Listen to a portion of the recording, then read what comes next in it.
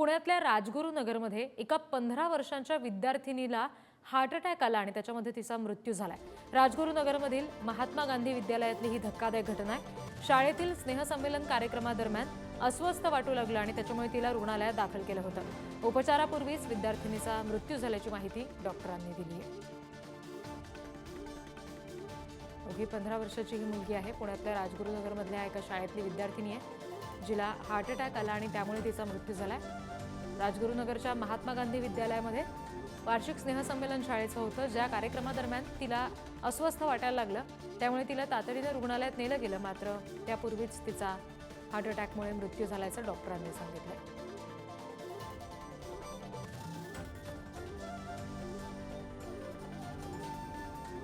पुण्यातल्या राजगुरुनगरमधली ही बातमी आहे।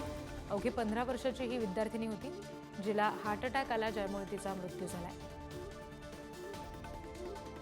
शाळेचं स्नेहसंमेलन होतं आणि त्या कार्यक्रमादरम्यान तिला अस्वस्थ वाटू लागलं, त्याच्यामुळे तिला रुग्णालयामध्ये नेण्यात आलं, मात्र रुग्णालयात दाखल करण्यापूर्वीच तिचा मृत्यू झाला होता असं डॉक्टरांकडून आता समजतंय।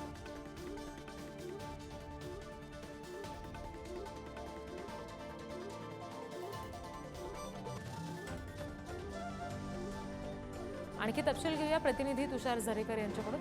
तुषार, डॉक्टरांकडून या सगळ्या संदर्भात आणखी काही माहिती दिली गेली आहे का? इतक्या कमी वयात या मुलीला हार्ट अटॅक येणं आणि त्यात तिचा मृत्यू होणं हे अत्यंत भीषण आहे। नक्कीच एकंदरीत जर आपण पाहिलं तर राजगुरुनगर मधली ही घटना आहे। राजगुरुनगर मध्ये ही मुलगी शाळेमध्ये आली होती आणि शाळेत एक कार्यक्रम होता, त्या कार्यक्रमामध्ये या मुलीने सहभागही घेतला होता। स्नेहसंमेलनाचा कार्यक्रम होता आणि त्यामध्ये त्या मुलीला अस्वस्थ वाटल्यानंतर खरं तर मुलीला बाजूला घेण्यात आलं, चक्कर आली आणि त्यानंतरून त्या मुलीला खासगी रुग्णालयामध्ये उपचारासाठी दाखल केलं। मात्र उपचारापूर्वीच खरं तर विद्यार्थिनीला दवाखान्यातील डॉक्टरांनी मृत घोषित केलं। एकंदरीत जर आपण यामध्ये जर पाहिलं तर 15 वर्षाची ही जी मुलगी आहे तिला स्नेहा एकनाथ होले असं या मुलीचं नाव आहे आणि ती एवढ्या लहान वयातच तिला हृदयविकाराचा झटका आल्याने तिचा मृत्यू झालेला आहे।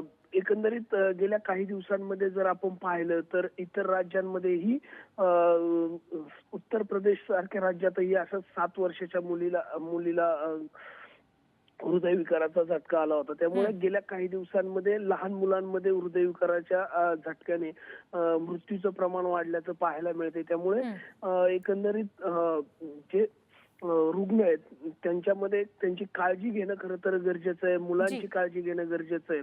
आता वैद्यकीय सेवा किंवा डॉक्टर काय यामध्ये कशामुळे असे मृत्यूचे प्रमाण वाढलात किंवा हृदयविकाराचे झटके लहान मुलांमध्ये कशामुळे वाढले हे आता खरं तर डॉक्टरच सांगू शकतील। त्यामुळे आता वैद्यकीय अधिकारी काय सांगतायत हे पाहणंही महत्त्वाचं ठरणार आहे। जी तुषार, या सगळ्या संदर्भात या मुलीला म्हणजे कुठली वैद्यकीय तिची आधीचा इतिहास असा होता का की ज्यामुळे तिला यापूर्वी अशा पद्धतीचा त्रास जाणवला होता किंवा कुठला तरी दुर्धर आजार होता ज्यामुळे अशा पद्धतीने तिला त्रास झाला असावा?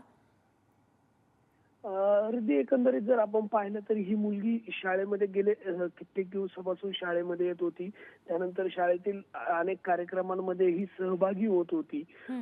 इतर कार्यक्रमांमध्ये ती सहभागी होत असताना ती नेहमी तिचा पुढाकार असायचा। मात्र जर आपण यामध्ये जर पाहिलं तर तिला तिच्या घरच्यांशी किंवा तिच्या नातेवाईकांशी बोलण्याचा ज्यावेळेस प्रयत्न केला तर त्यांच्याकडून अशी कोणतीही घटना समोर आलेली नाहीये की तिला कोणता आजार होता किंवा तिला तिची कोणती दुखापत आली होती। मात्र असं कोणताही आजार नसतानाही हृदयविकाराचा झटका येतोय ही खरंच चिंतेची बाब मानली जाते। अगदी तुषार, धन्यवाद दिलेल्या या सगळ्या सविस्तर तपशिलांसाठी।